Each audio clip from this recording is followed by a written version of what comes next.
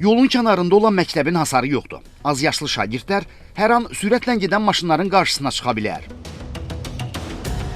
Bura Ağsu rayonunun Qarabağlı kənd tam orta məktəbidir. Təhsil ocağının yerləşdiyi ərazi 5 kəndi birləşdirən mərkəzi avtomobil yoluna birbaşa çıxışa malikdir.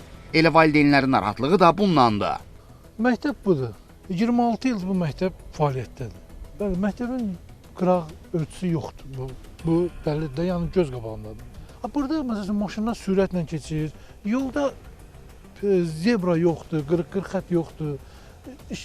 Lövhə yoxdur ki, bunu bildilər ki, burada məktəb var. Yəni oradan gələn maşın bilmir ki, burada məktəb var.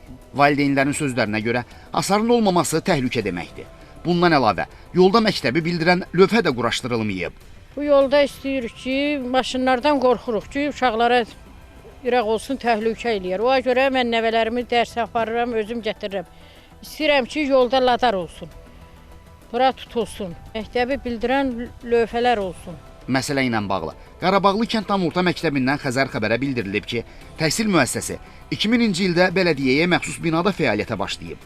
2011-ci ildə Təhsil Nazirliyinin balansına verilmiş bina 2015-ci ildə əsaslı təmir olunub.